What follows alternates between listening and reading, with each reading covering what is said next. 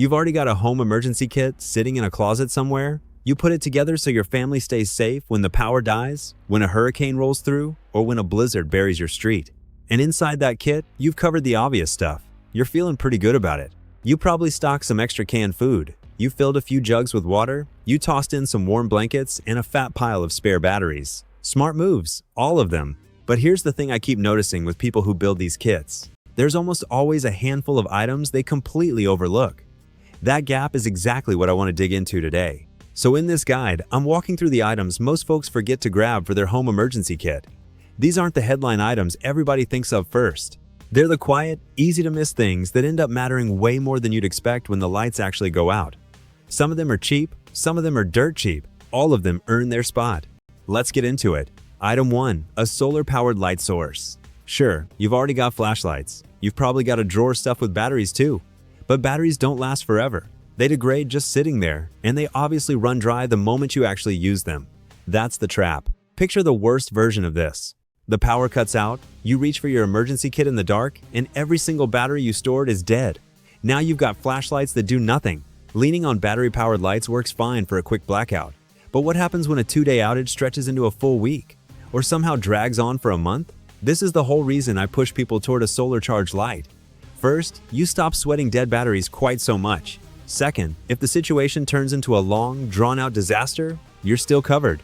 The sun keeps showing up. Your batteries don't have that kind of reliability. There's a ton of solar light options floating around these days. One I really love is the Luminade.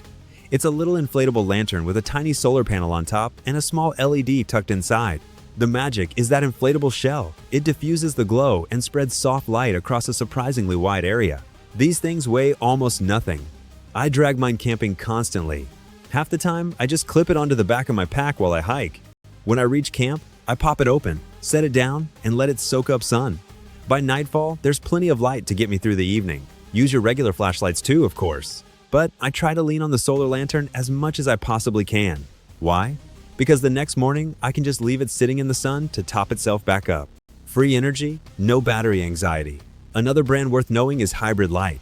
They build some genuinely clever gear that bakes solar panels right into their flashlights. I picked one up recently and I'm hooked on it. It's got a panel of LEDs on the front for big, broad light, plus a smaller focus beam up top for aiming. The back of it has a built-in solar panel, naturally. But here's what makes it shine. You can also charge it straight from a wall outlet. So when I know a hurricane or a nasty storm is bearing down, I plug it in and charge it fully before the weather hits. And honestly, you usually do get a warning. I'd say roughly half of all disasters give you a heads up. You know the blizzard's coming, you know the hurricane's tracking your way, you know the storm might knock out power. That window is your chance to charge up everything that holds a battery. This hybrid light model also packs a USB port on the front. That means you can refill it through USB as well. So during a week-long outage, you could run it out to your car, charge it from there, and bring it back inside glowing again. But it works the other direction too. You can pull power out of that same USB port to charge your other devices. I've gotten into the habit of bringing this camping just to top off my phone in the woods. You could do the exact same thing at home. A 24 or 4 8-hour outage? If this is fully charged, it'll keep your phone alive. And in a truly grim, weeks-long scenario, you charge it by sun all day, then feed your phone off it at night. Hybrid Light makes a whole lineup of inventive designs. Any one of them would slot perfectly into a home emergency kit. A solar light isn't a luxury here. It's the difference between sitting in total darkness and actually being able to function. Here's a tip worth remembering. Buy more than one solar light. They're inexpensive, and spreading them around your home is smart.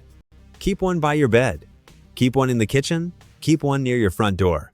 That way, you're never fumbling around hunting for a single light source. When the power drops, you want light within arm's reach in every key room. Redundancy is the whole game in prepping. One is none, and two is one, as the saying goes. I'd also suggest testing your solar lights every few months. Set them out, let them charge, and confirm they still hold a charge. Solar units can degrade over time, just like anything else. You don't want to discover a dead lantern during an actual emergency. Item 2. An emergency radio. I'm a huge believer in emergency radios. I think every single home kit should have one. When disaster hits, getting accurate information is absolutely critical. It's not optional. Being able to catch the local weather report matters, but catching official broadcasts from FEMA matters even more. That kind of information can be the literal line between life and death. Let me paint the picture for you. Say your 2-day outage balloons into a month-long nightmare. And say FEMA actually rolls into your city hauling supplies. Free food, free clean water. All you have to do is walk down to their distribution point and collect it. Sounds great, right? But how do you even learn that's happening if you've got no radio? They announce these things over the airwaves. A working emergency radio keeps you plugged into where the help is, where the resources are, and what's coming next in your area. There's a morale angle too, and I don't think people give it enough credit. When you've got no power, no internet, and no cell service, flipping on some music does wonders. It lifts spirits. It keeps the mood from collapsing. During a tense, scary stretch, that mental boost genuinely counts for something. A lot of these radios come loaded with extras now. Most have a built-in solar panel. They usually have a hand crank to wind up the battery by hand. They typically pack one or more flashlights right into the body too. This one's got a bank of LEDs plus a focused directional beam. Many of them carry a rechargeable internal battery and also accept replaceable ones. So if you've got a stash of AAs, swap them in and run it for morale all day long. Otherwise, charge that internal battery off the solar panel. It's even got a USB port on the back. In a real pinch, you could crank away by hand and slowly feed your phone. It'd take forever, but it's possible. Still, the headline feature is information. The flashlights, the solar charging, the phone topping off, those are nice perks. I wouldn't lean on them as primary tools. But access to critical, possibly life-saving news? That alone justifies the radio. One more thing about radios. Look for a model that picks up NOAA weather bands. These broadcast continuous weather updates straight from the National Weather Service. During a developing storm, that real-time feed is incredibly valuable. Some radios even feature an alert mode. They sit silent until an emergency broadcast triggers them, then they blare a warning. That's the kind of feature that can wake you in the middle of the night before a tornado or flash flood hits. Test your radio when you buy it. Make sure you understand how the crank works and how long you need to wind it. The last thing you want is to be cranking helplessly in the dark, confused about why nothing's powering on. Item 3. A portable battery charger. These have dropped massively in price over the past few years, and I'm thrilled about it. You can grab a small one for around $20. Fully charged, it'll refill your phone 4 or 5 times. Or you can step up to a bigger unit that'll top off a phone 10 or 15 times over. Once again, plenty of disasters give you advance notice. Blizzards, storms, hurricanes. My advice is to charge one of these up before the trouble arrives. So if I'm staring down 3 or 4 days without power, I at least know my phone starts fully loaded. Most of my flashlights with rechargeable batteries can also sip power from this same pack. This particular one has a decent-sized solar panel built right in. During daylight, I set it outside and let the sun do the work. So in theory, I've got near-endless phone power. A 2-day outage that mutates into a month? My phone keeps running regardless, and that matters more than people realize. In most disasters, one of the first systems crews rush to restore is the cell network. They want everybody's phones working again fast. So a charged, functioning phone during a crisis is a genuine game changer. With a live phone, you can pull down critical updates and reach the people you love. That's exactly why a portable battery bank belongs in everyone's kit. Whether you grab a cheap $15 unit or splurge $50 on something beefier for the long haul, it's a steal. These prices are a bargain compared to what they used to be. Quick pause before we keep rolling. If this is helping you out, smash that like button. Drop a comment telling me what's already in your kit, and hit subscribe so you don't miss the rest. It genuinely helps the channel. Alright, back to it. Item 4. Hand warmers. I love keeping hand warmers in my survival kits and home preps. I even toss them in my bag when I go camping. Now, I know what some of you are thinking. What good are a few hand warmers during a month-long outage? Fair point. But here's the reality. The overwhelming majority of outages and disasters only last a couple of days. A week-long blackout isn't common, though it does happen. A month-long one is genuinely rare here in the US. So hand warmers shine in those short-term events, which are by far the most likely. And even if you live somewhere warm, I'd still pack a few. Don't skip them just because you rarely see snow. Remember a few years back when that polar vortex plunged all the way down into Texas? They got hammered by a winter outage. Hundreds of thousands of people lost power for weeks in brutal freezing cold. People literally froze to death inside their homes and inside their cars. For most of those Texans, a blizzard and a winter blackout was the last thing on their prep list. But plenty of them would have given anything for a hand warmer. These aren't just a comfort item either. Hypothermia and frostbite are deadly serious. They set in fast when you're exposed to freezing temperatures too long. Hand warmers are cheap insurance against both. I strongly recommend buying a box for you and your whole family. There are a couple of types worth knowing about. The disposable air-activated ones heat up the moment you open the package and last several hours. They're cheap and perfect for stockpiling. Buy a big bulk pack and forget about them. Then there are rechargeable electric hand warmers. These double as a small power bank, so you can charge your phone off them too. They cost more up front but pay off in a long event. I keep a mix of both types in my kit. Don't forget that hand warmers can do more than warm your hands. Tuck them into your boots to keep your toes from freezing. Slip one inside your jacket near your core. In a survival situation, a little warmth in the right spot goes a long way. Item 5. A first aid kit. First aid kits are one of the less glamorous corners of prepping. They're not a fun gadget you get to play with on a camping trip, but they're flat out essential, and that's precisely why people skip them. A first aid kit tends to slide to the bottom of the shopping list. It's easy to overlook. Don't make that mistake. You need one in your home emergency kit, full stop. And you don't need some massive deluxe version either. A basic kit does the job. Remember, most disasters wrap up in a few days, and then you can reach a hospital. You don't need a 500-piece trauma kit ready for emergency surgery on the kitchen table.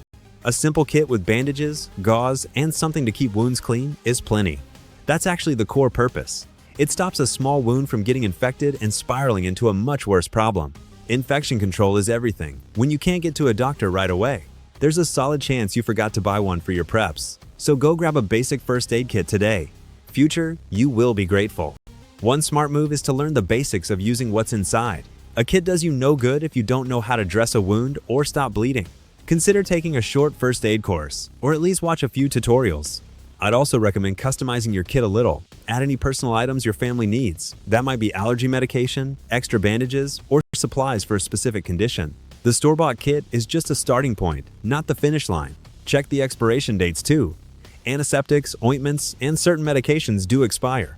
Go through your kit once a year and swap out anything that's aged out. A first aid kit full of expired supplies isn't nearly as reliable as you'd think. Item 6. A headlamp. I'm a massive fan of headlamps, both for emergencies and for camping. Honestly, I barely own standard handheld flashlights anymore.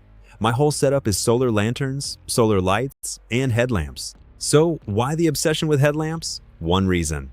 Your hands stay free. With a regular flashlight, one hand is permanently occupied, leaving you to do everything one-handed. And there are countless moments where you really need both hands. Cooking food, repairing something broken, applying first aid, even just using the bathroom. Having both hands available during a crisis is a huge quality of life upgrade. Same goes for flipping a trip breaker back on in a pitch-black basement. Tons of campers and backpackers carry nothing but a headlamp. That tells you something. I take a good headlamp over a handheld flashlight in an emergency kit every single time. Keep your hands free to handle whatever the situation throws at you. Look for one with a few different brightness settings. A low setting saves battery for long stretches of light reading or moving around. A high beam helps when you need to see far. Many also have a red light mode that preserves your night vision. Grab a headlamp for every member of your household. They're cheap enough that everyone can have their own. Kids especially love having their own light, and it keeps them from grabbing yours when you need it. Personal lights cut down on a lot of arguing in the dark. And as always, mind the batteries. Plenty of modern headlamps are rechargeable now, which I prefer. But keep a backup with replaceable batteries too, just so you've got options when one runs dry. Item 7. A deck of cards. I can already hear the objection. That's not a survival item, that's a luxury. And I'm gonna push back on that. Keeping your mind occupied during a disaster is genuinely important. It belongs in your kit. Now, I'll be honest, this isn't in the first 10 things you buy. There are higher priorities. But once your essentials are sorted, a deck of cards absolutely earns a slot. Let me explain why. Say a bad blizzard or hurricane forces you to shelter in place for a full week. No electricity, no TV, no internet, no cell service. You and your family are gonna lose your minds. Boredom sets in, and worse, so does complacency. There's a saying in the military, complacency kills. You see it with deployed troops all the time. Their first month overseas, they're sharp. They clean their weapons constantly. They stay vigilant. But 6 months in, 12 months in, they slip. They clean their gear less. They take care of themselves less. Their situational awareness dulls. Complacency creeps in. And that same pattern plays out during home emergencies. In most crises, your smartest move is simply to shelter in place. Stay put. But cooped up indoors for 3, 4, 5 days with nothing to do, you get complacent. You start making mistakes. You take risks you'd never have considered in the first 24 hours. That's why mental stimulation matters. I love a deck of cards because it's so versatile. Even a round of solitaire keeps your brain ticking. Want to add books, puzzles, or board games? Go for it. I just favor cards for how tiny, light, and flexible they are. Playing rummy or poker for a few nights running might be exactly what keeps everyone sane. Once the must-haves are covered, slip a deck into your kit. Item 8. Duct tape. Duct tape is one of those magic general-purpose items. You'll find a use for it in 1,000 situations. Anytime you need to fasten two things together, duct tape has your back. It's also fantastic for sealing air gaps. Say you want to hunker down in one single room to conserve heat, you can tape around the window edges, you can seal the air vents, you can close up the gaps around the door frame, and plenty of disasters call for exactly that. Think back to that Texas winter blackout. Some duct tape sealing the cracks around every door and window could have made a real difference in how much freezing air leaked inside. Small effort, big payoff. Duct tape patches things too. Torn clothes, a ripped tent, a broken window. It's endlessly useful across a massive range of scenarios. I genuinely recommend keeping a roll or two in your home emergency kit. It even has first aid uses in a pinch. You can fashion a splint, secure a bandage, or close up a tear in your gear that's letting in cold air. I'm not saying it replaces medical supplies, but in a desperate moment, duct tape can hold a lot together, literally. Spring for a quality brand rather than the cheapest roll on the shelf. Cheap tape loses its stick fast and tears unevenly. Good duct tape holds firm, peels clean, and won't let you down when you actually need it to grip. Consider keeping a roll in multiple kits too. One in your home kit, one in your car, one in your bug-out bag. It's the kind of item you never regret having extra of. The uses just keep coming the longer a crisis drags on. Item 9. Fire extinguishers. Here's another unglamorous, unsexy item that's simply mandatory. You need one. Check the box. Move on. You should already own multiple fire extinguishers throughout your home. If you don't have at least one per floor, stop reading and go buy some right now. I mean it. They're that important. But for an emergency kit specifically, you can include extras. And if you don't want to lug around bulky canisters, they make compact versions in little aerosol cans now. These are perfect for a home kit, an office kit, a bug-out bag, a get-home bag, or a wilderness survival kit. So why are fire extinguishers so critical during a disaster?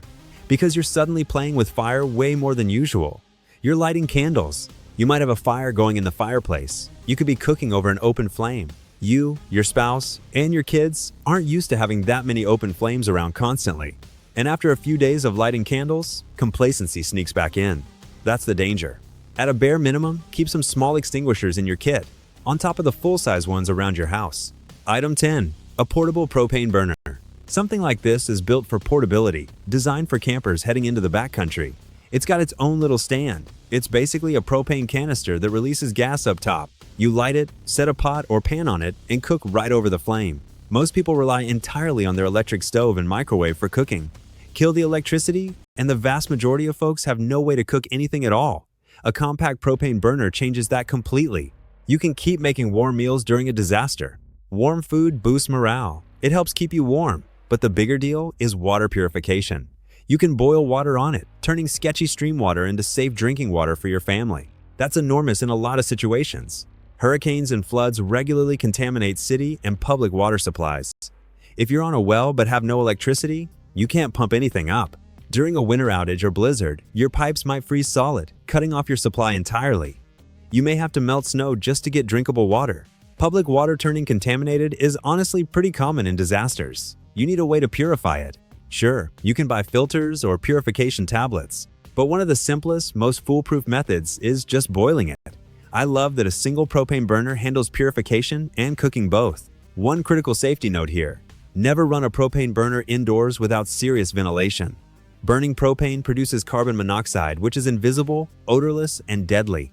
People die every year using camp stoves in sealed rooms during outages. Use it outdoors, on a porch, or in a well-ventilated garage with the door open, and keep extra propane canisters on hand. A single small canister doesn't last long if you're cooking and boiling water multiple times a day. Practice using it before an emergency too. Fumbling with an unfamiliar burner in the dark, cold, and stress of a real crisis is a recipe for trouble. Light it up in your backyard once, get comfortable with how it works while the stakes are low. We're past the halfway mark, so another quick nudge. If you're getting value here, hit like, leave a comment with your biggest prep question, and subscribe for more gear breakdowns. Cool, let's finish strong with the bonus items. Item 11, a manual can opener. This one trips up an embarrassing number of people. You stocked your kit with canned food, smart. But how exactly do you plan to open those cans with no power? If your only can opener is electric, you've got a serious problem. A row of sealed cans does you zero good if you can't get inside them. It's one of those gaps that seems impossible to overlook until it happens to you. A simple manual can opener costs a few dollars. It weighs almost nothing. Throw 2 in your kit because they're cheap and easy to misplace. This is a textbook example of a tiny item that prevents a frustrating, hungry disaster. Item 12. Cash and small bills. When the power's out, the card readers are out too. ATMs stop working. Card terminals at stores go dark. Suddenly, the only thing that talks is physical cash.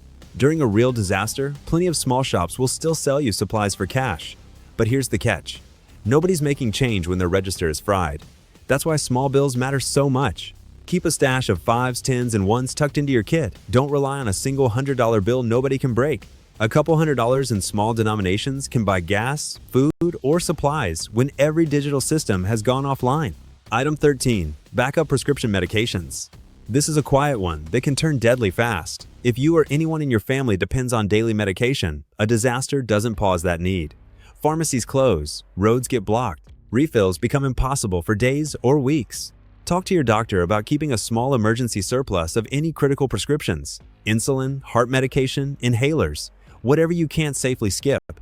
Rotate the stock so nothing expires unused. Don't forget basic over-the-counter stuff either. Pain relievers, allergy meds, anything chronic conditions demand. For some people, this single item outranks everything else on this entire list. Don't let it be an afterthought. Item 14. Spare glasses or contacts.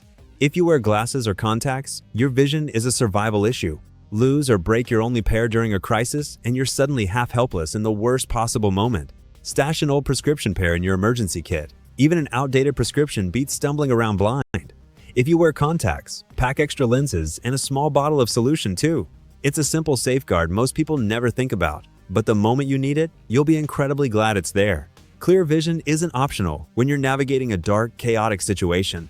Item 15. Sturdy work gloves. Disasters create a mess of sharp, dangerous debris. Broken glass, splintered wood, twisted metal.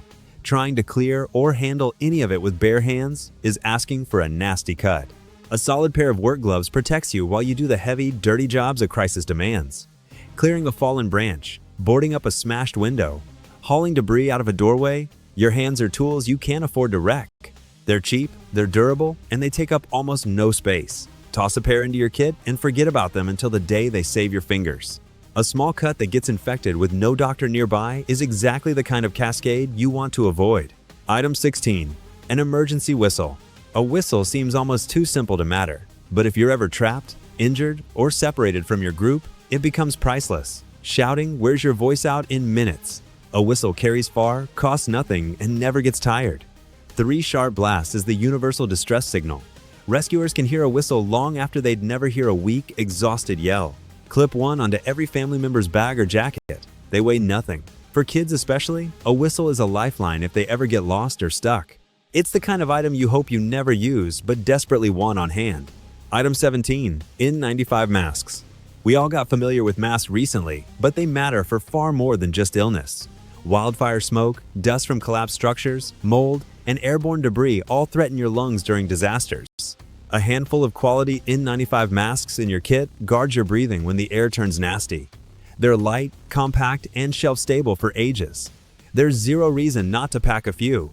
If a wildfire fills your region with smoke or a building nearby crumbles into dust, you'll want that protection immediately. Your lungs don't get a do-over. This is one more cheap insurance policy that earns its place.